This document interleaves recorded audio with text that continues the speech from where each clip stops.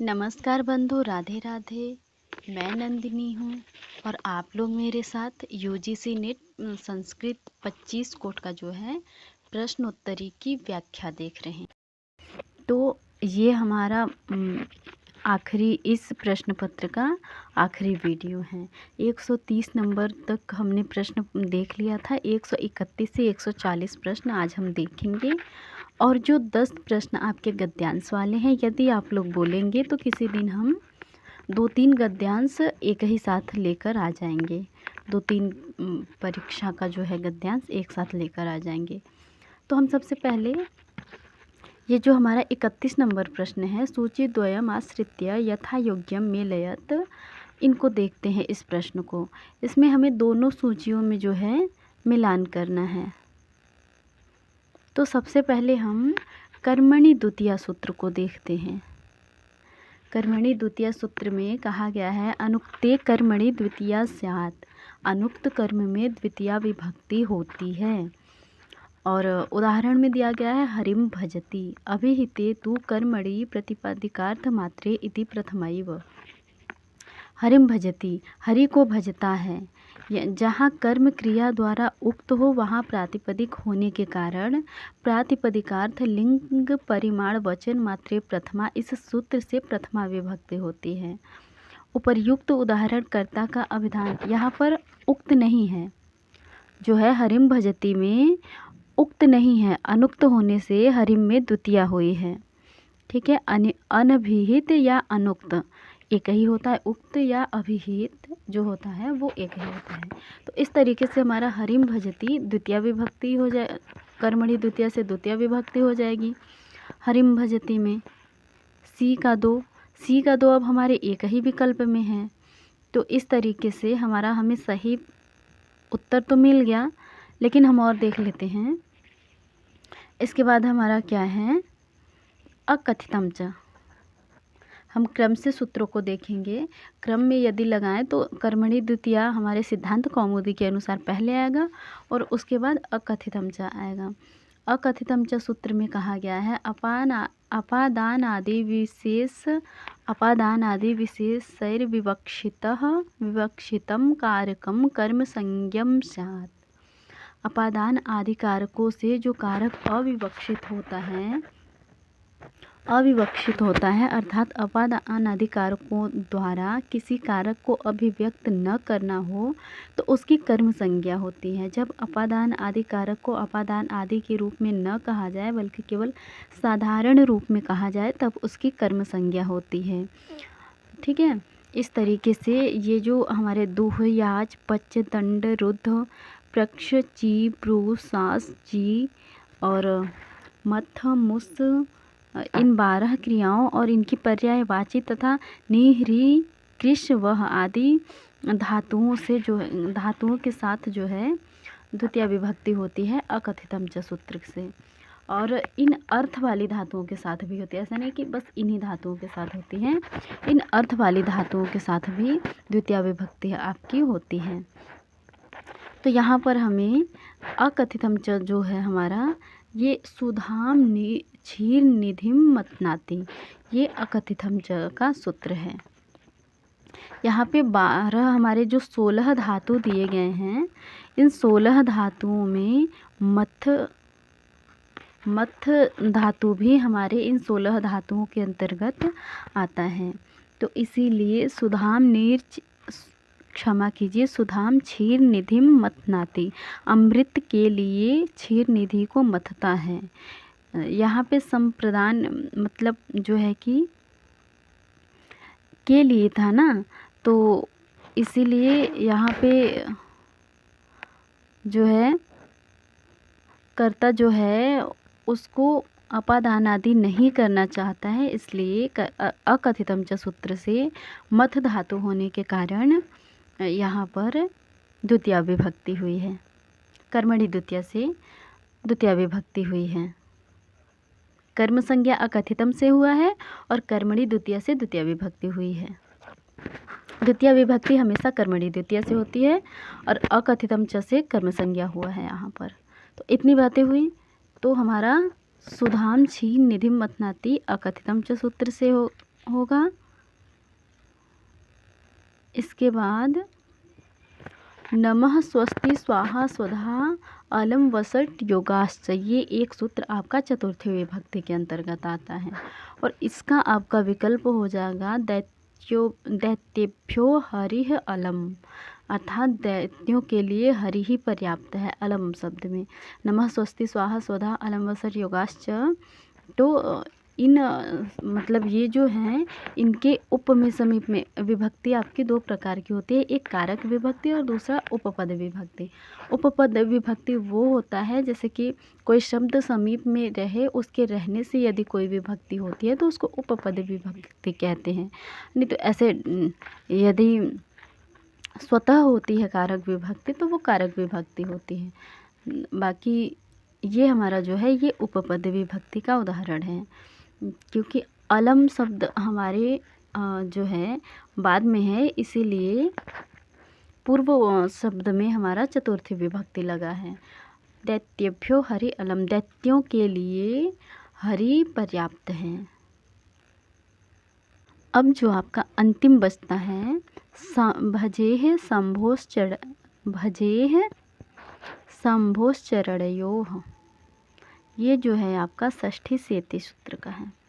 तो ये षष्ठी सेती सूत्र जो है इसकी वृत्ति थोड़ा हम देखते हैं। तो इसके विषय में कहा गया है कारक प्रतिपादिकार्थ व्यतिरिक्तः स्वस्वामी भाव आदि संबंधः शेषस्तत्र षष्ठी स्यात्।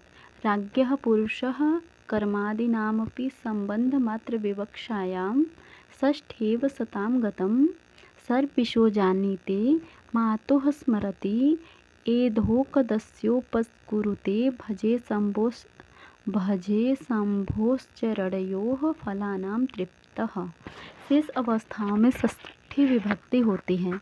शेष अवस्थाओं कहने का मतलब है कि जैसे षष्ठी जो है वो विभक्ति तो है लेकिन कारक नहीं है, तो शेष मतलब सारी कारक कहने के बाद यदि जो बचता है वो षष्ठी विभक्ति के अंतर्गत आ जाता है। अर्थात जहाँ दूसरी विभक्तियों के नियम नहीं लगते वहाँ षष्ठी विभक्ति का प्रयोग होता है। कारक और प्रातिपदिक के अर्थ से भिन्न स्वस्वामी भाव आदि संबंध को शेष कहते हैं। इसका उदाहरण आपका है जो है मातुः स्मरति, सर्पिशो जानीते, सताम गतम, राज्ञः पुरुषः, ये सारे। और भजे शंभोश्चरणयोः, शंभु के चरणों की पूजा करता हूँ, यह भी आपका जो है षष्ठी सेती सूत्र का उदाहरण है। तो इस तरीके से आपका चौथा विकल्प जो है वो सही हो जाएगा। अब हम अगले प्रश्न की ओर बढ़ते हैं। अगला प्रश्न आपका जो है सूची द्वयमाश्रित्य यथा योग्यम मेलयत, यहाँ भी दो सूचियों के बीच हमें क्या करना है, मिलान करना है। तो सबसे पहले हमें देख लेते हैं।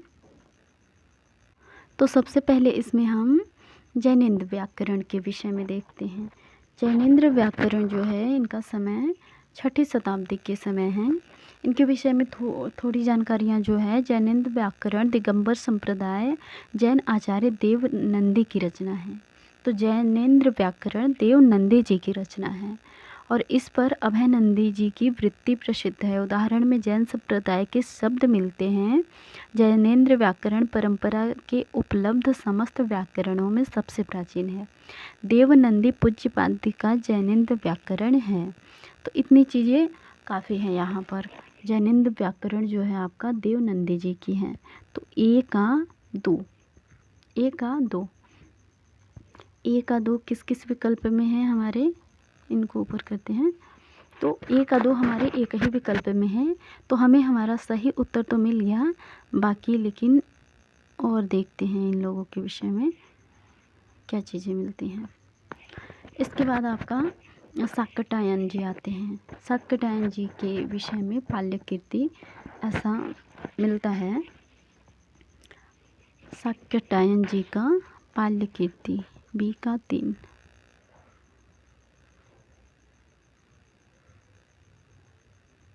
इसको थोड़ा नीचे करते हैं, हाँ, बी का 3।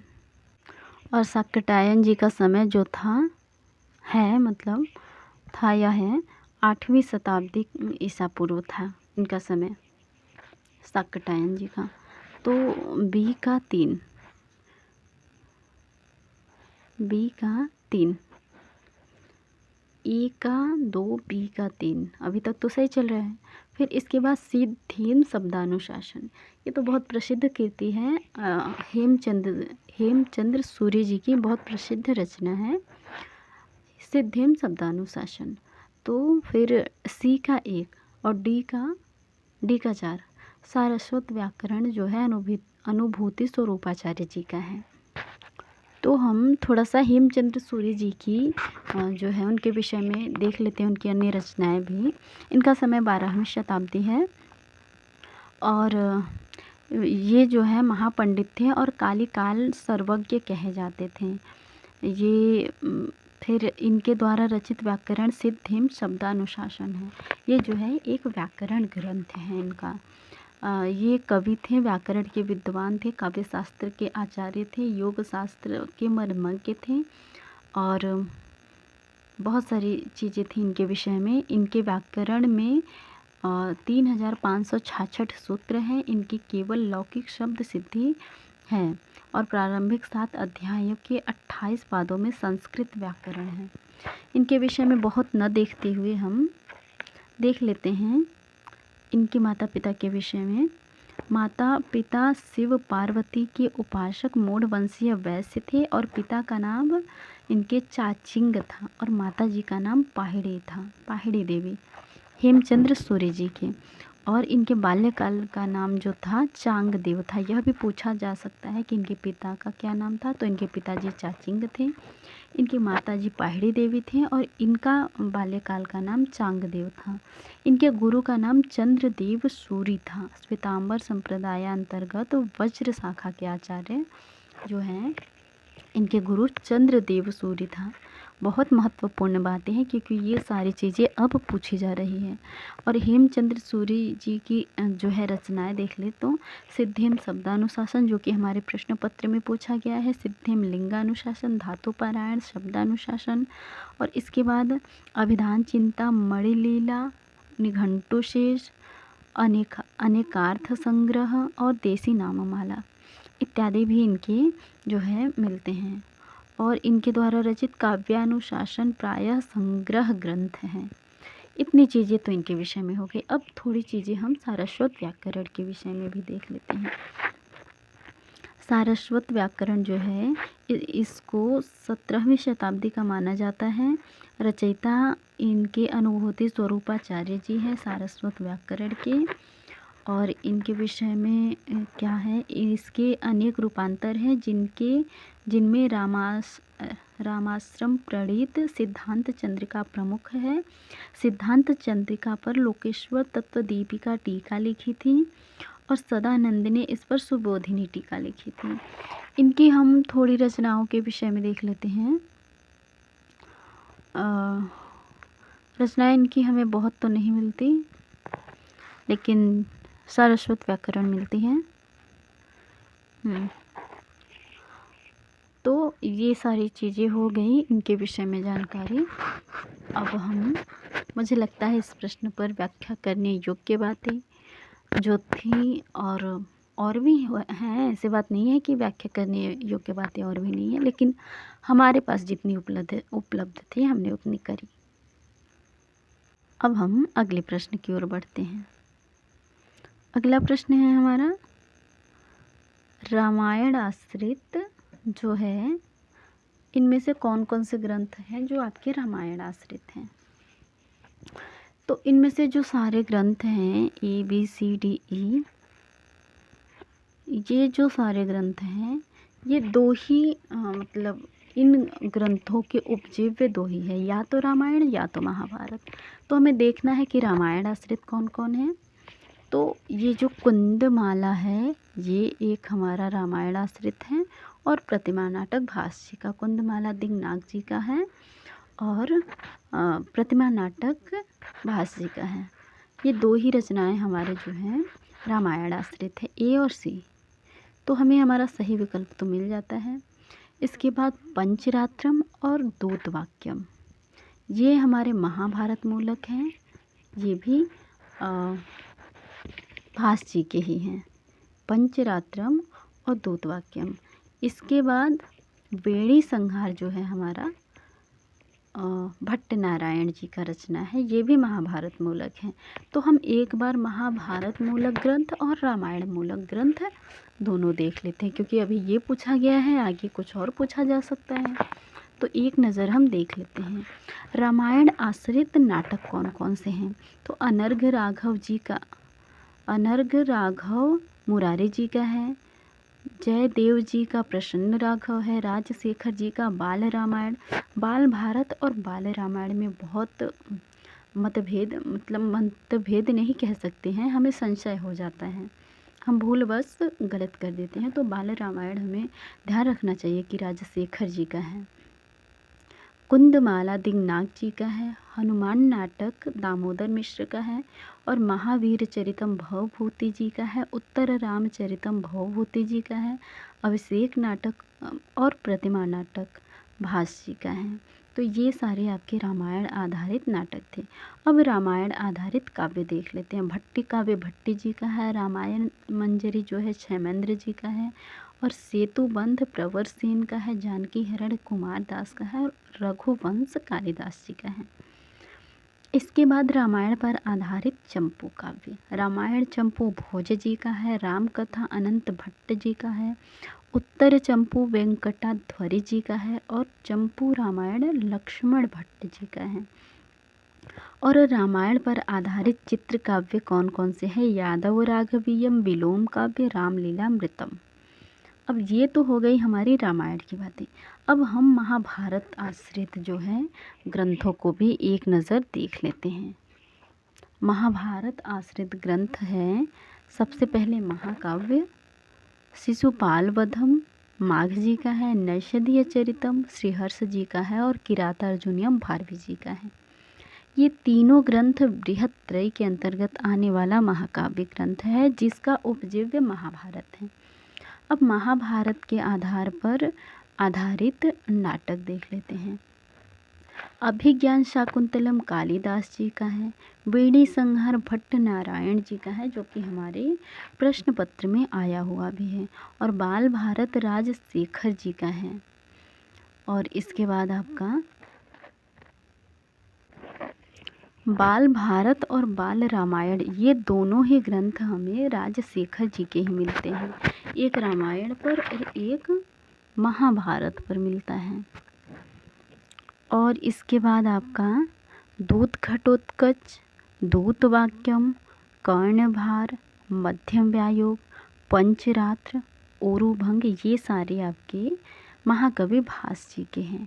इसके बाद चंपू काव्य देख लेते हैं। नल चंपू त्रिविक्रम भट्ट जी का है, भारत चंपू अनंत भट्ट जी का है, पंचाली स्वयंवर चंपू नारायण भट्ट जी का है, और द्रौपदी परिणय चंपू चंद्रकवि जी का है। तो इतनी बातें हो गई हमारे जो है किसके विषय में, रामायण और महाभारत मूलक ग्रंथ के विषय में। अब हम अगले प्रश्न की ओर बढ़ते हैं। अगला प्रश्न हमारा है, ब्राह्मणो जिज्ञासा ब्रह्म जिज्ञासा इत्यत्र षष्ठी भवति। तो इसका सही विकल्प आपका होगा कर्मणि।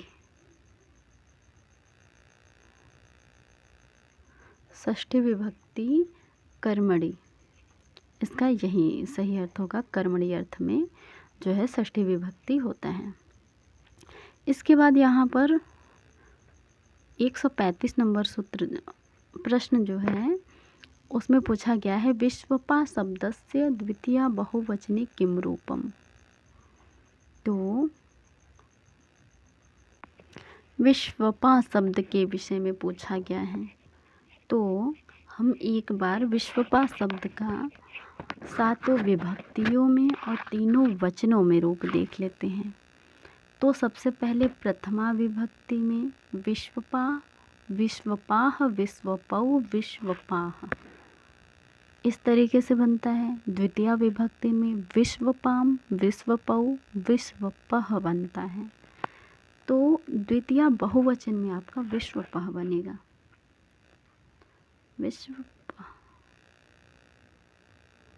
प्रथमा बहुवचन में विश्वपाह बनेगा, प्रथमा एक वचन में भी विश्वपाह बनेगा, और द्वितीया एक वचन में विश्वपाम, द्वितीया बहुवचन में विश्वपह, द्विवचन का तो आप लोग जानते हैं विश्वपौ ही बनेगा। इसके बाद तृतीया विभक्ति में विश्वपा, विश्वपाभ्याम, विश्वपाभिः, और चतुर्थी विभक्ति में विश्वपे, विश्वपाभ्याम, विश्वपाभ्यः। पंचमी विभक्ति में विश्वपः, विश्वपाभ्याम, विश्वपाभ्यः। षष्ठी विभक्ति में विश्वपः, षष्ठी विभक्ति और द्वितीय विभक्ति बहुवचन में समान है, तो षष्ठी विभक्ति एक वचन और द्वितीय विभक्ति बहुवचन। इसके बाद षष्ठी विभक्ति का विश्वपः, विश्वपोह, विश्वपाम। सप्तमी विभक्ति में विश्वपी, विश्वपोह, विश्वपासु, और संबोधन में हे विश्वपा, हे विश्वपौ, हे विश्वपाह। इस तरीके से हमारा जो है बनता है। तो हम ध्यान रखेंगे कि आगे कोई और विभक्ति ना पूछ ले, और बाकी शब्द रूप अब देख लेना चाहिए हमें, क्योंकि पूछे जा रहे हैं, तो क्या पता आगे आने वाली परीक्षाओं में क्रम पूछ ले कि प्रथमा द्वितीय तृतीया के हिसाब से आप क्रम लगाइए, तो क्या करेंगे, याद करना पड़ेगा ना। तो अब हम अगले प्रश्न की ओर बढ़ते हैं। अगला प्रश्न आपका जो है छंदों का क्रम लगाना है हमको। इस पेपर में लगाया गया है, लेकिन फिर भी हम थोड़ा देख लेते हैं। इस प्रश्न में पूछा गया है वर्णावरोह क्रमेण छंदसाम क्रमम चिनोत। वर्णों का अवरोही क्रम में हमको छंद को लगाना है, आरोही क्रम में नहीं। अब ये अवरोही और आरोही बहुत चल रहा है, तो आप लोग कुछ भी पढ़ें तो बहुत ध्यान से पढ़ें, आरोही और अवरोही क्रम। तो इसमें सबसे पहले हमारा इस प्रश्न पत्र में जो है लिख दिया गया है संख्या, लेकिन फिर भी मंदाक्रांता में आपके 17 वर्ण होते हैं। तो सबसे ज़्यादा मतलब अभी तो होते हैं और, लेकिन इस प्रश्न पत्र में जो हमारा छंद दिया गया है यहाँ पर सबसे ज़्यादा अभी तक मंदाक्रांता में होता है। तो हम सबसे, वैसे तो आरोही क्रम में होता तो सबसे लास्ट में ही आता, लेकिन अवरोही क्रम में कह रहे हैं, घटते हुए क्रम में कह रहे हैं, तो सबसे पहले हम सी को रखेंगे। तो सी को रखेंगे तो ये गलत, ये गलत, ये गलत, और हमें हमारा सही विकल्प मिल जाएगा। तो हम मंदाक्रांता के विषय में थोड़ा देख लेते हैं। इसमें 17 वर्ण होते हैं, और मंदाक्रांता छंद में प्रत्येक चरण में मगड़, भगड़, नगड़, तगड़, तगड़ और 2 गुरु वर्णों पर यति होती है। और इसका लक्षण है मंदाक्रांताम बुधिर सन गैरमो भनौ तौ ग युग्मम, इस तरीके से है। और आपका इसके बाद आ जाते हैं मालिनी छंद। मालिनी छंद जो है इसमें आपके 15 वर्ण होते हैं, और जिसका लक्षण इस प्रकार से है ननमययुतेयम मालिनी भोगिलोकम, इस तरीके से मालिनी छंद का लक्षण है। तो सी के बाद डी, और उसके बाद आपके आ जाते हैं वसंत तिल का छंद। वसंत तिल का यह जो है 14 वर्णों का छंद है। इसमें तगड़, भगड़, जगड़, जगड़ और 2 गुरुओं के क्रम से इसका प्रत्येक चरण बनता है, और इसका लक्षण है उक्ता वसंत तिल का तबजा जगौगह। यह आपका वसंत तिल का छंद का लक्षण है। इसके बाद आपका आ जाता है द्रुत विलंबित।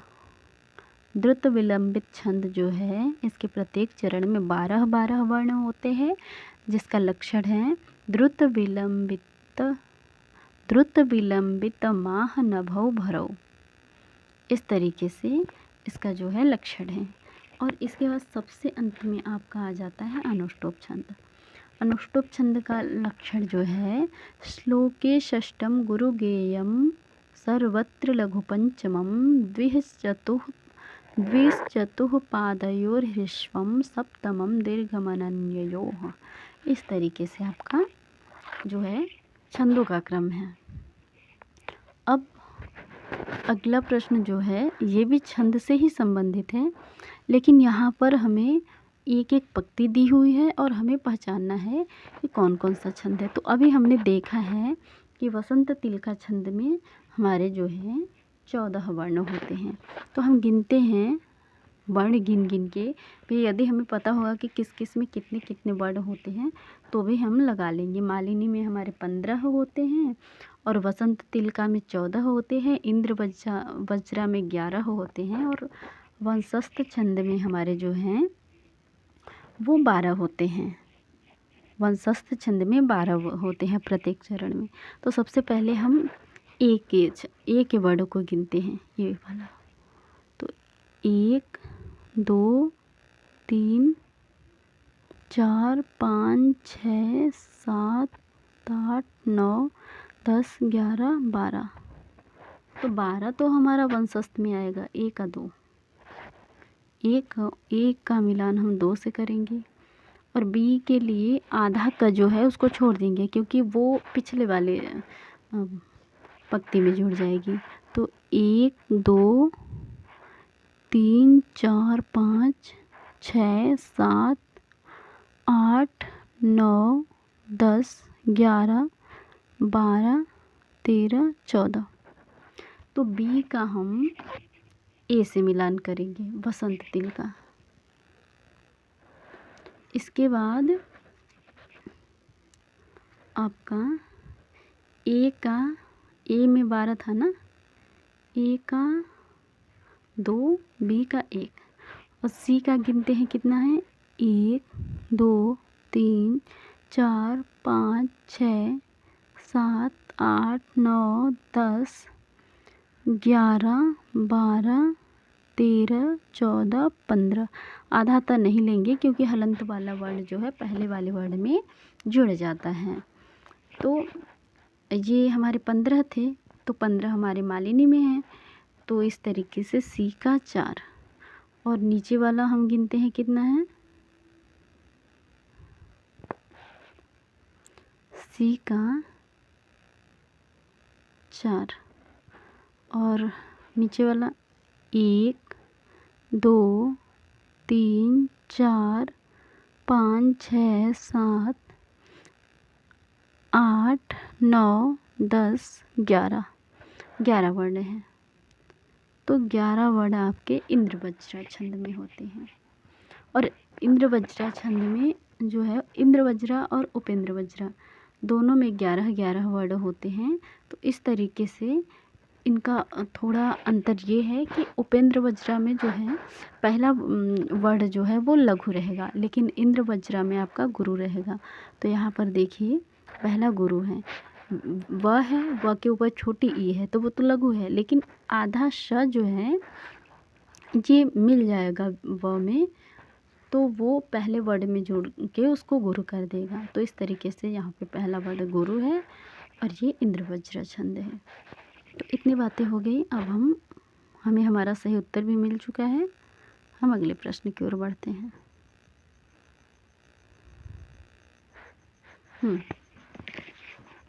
अगला प्रश्न आपका 138 नंबर है।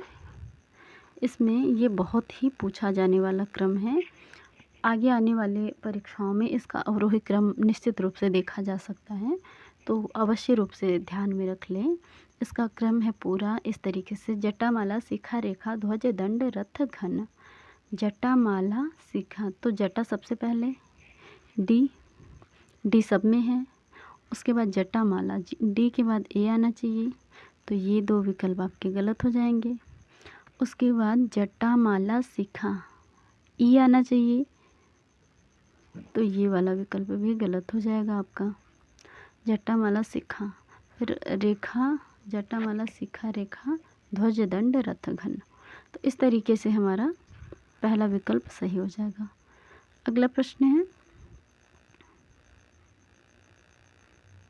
140 नहीं 129 नंबर का प्रश्न है हमारा। यह प्रश्न जो है दो सूचियों का मिलान करना है हमें। सबसे पहले यह प्रश्न हम देखें तो थोड़ा हमें समझ नहीं आया कि कहाँ से, लेकिन थोड़ा ढूंढने के बाद हमें मिला कि यह हमारा तर्क भाषा से है। आपके पास यदि बद्रीनाथ शुक्ल की तर्क भाषा है तो उसमें देखेंगे कोई भी तर्क भाषा हो उसमें तो दिया ही गया होगा, लेकिन हमारे पास बद्रीनाथ शुक्ल जी की तर्क भाषा है। तो इसमें इस पर थोड़ी चर्चा मिलती है कि इस प्रकार जल का ज्ञान चाहे प्रमात्मक हो और चाहे अप्रमात्मक हो, स्वयं तो अनुव्यवसाय नामक मानस प्रत्यक्ष से ग्रहित होता है, पर उसका प्रमात्व अथवा अप्रमात्व अनुव्यवसाय से नहीं ग्रहित होता, किंतु प्रामाण्य का ग्रहण सकल प्रवृत्ति जनक हेतुक अनुमान से और अप्रामाण्य का ग्रहण विफल प्रवृत्ति जनक हेतुक अनुमान से होता है। ऐसा हमारे नैयायिक मानते हैं, ऐसा हमारे जो हैं नैयायिक लोग मानते हैं। तो सकल प्रवृत्ति जनक हेतुना ज्ञानस्य प्रामाण्यम गृह्यते। डी को हमें ए से मिलाना होगा, क्षमा कीजिए, डी को ए से नहीं मिलाएंगे हम, डी को हम 2 से मिलाएंगे, कुमारिल भट्ट जी से। डी का 2 से,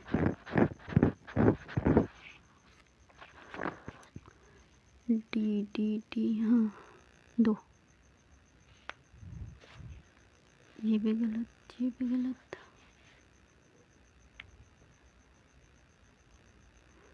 डी का 2 से नहीं मिलेगा यार, डी का 1 से मिलेगा, क्योंकि ये नैयायिक का मत है। हाँ, डी को 1 से मिलाएंगे, तो डी का 1 हमारे 2 विकल्प में है, इसलिए ये 2 विकल्प हमारे गलत हो जाएंगे। अब हम बाकी के विकल्प देखते हैं।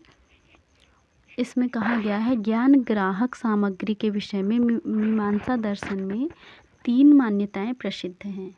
कौन कौन सी? प्रभाकर जी की, दूसरी कुमारिल जी की और तीसरी मुरारी मिश्र जी की, जो हमारे तीनों विकल्प में दिए भी गए हैं। तो इनके विषय में हम देख लेते हैं। कुमारिल भट्ट के मतानुसार ज्ञान स्वयं अतीन्द्रिय होता है, किंतु उससे विषय के ऊपर ज्ञातता नामक एक नवीन धर्म उत्पन्न होता है। यह प्रत्यक्ष गम्य होता है, उसी से उसके कारणभूत ज्ञान का अनुमान होता है। इस प्रकार इस मत में ज्ञातता लिंगक अनुमान का ग्रहण होता है और उसी से ज्ञान के प्रामाण्य का ज्ञान भी होता है, उसके लिए किसी अन्य कारण की अपेक्षा नहीं होती। अतः इस मत में भी प्रामाण्य का स्वतः ग्राह्यत्व अर्थात ज्ञान ग्राहक सामग्री मात्र ग्राह्यत्व सुरक्षित रहता है। तो इस तरीके से आपका अनुव्यवसाय ज्ञानस्य जो है कुमारिल भट्ट जी का जो है ज्ञातता लिंगकानुमित्या ज्ञानस्य प्रामाण्यम गृह्यते, यह वाला जो है कुमारिल भट्ट जी के लिए है।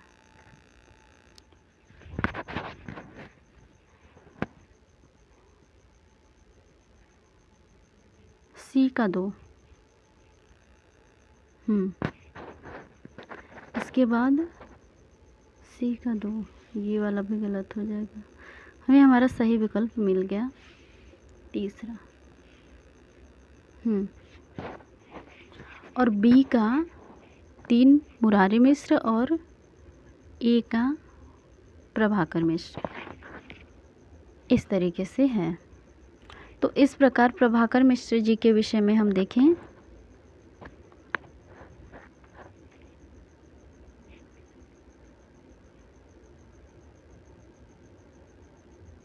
तो गुरु कुमारिल भट्ट और मुरारी, इन तीनों प्रसिद्ध मीमांसाचार्यों के मत में ज्ञान का प्रामाण्य स्वतोग्राह्य है, और स्वतोग्राह्य का अर्थ है अन्य कारण की अपेक्षा न कर केवल ज्ञान ग्राहक सामग्री से ही ग्रहित होना।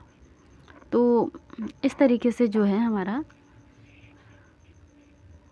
तीसरा विकल्प सही हो जाएगा। अगला प्रश्न है हमारा पररूप संदेह एतद उदाहरण द्वयम, जो है पररूप संधि का इनमें से 2 उदाहरण कौन कौन से हैं? तो एक है आपका सिवेही और दूसरा है आपका प्रेजते।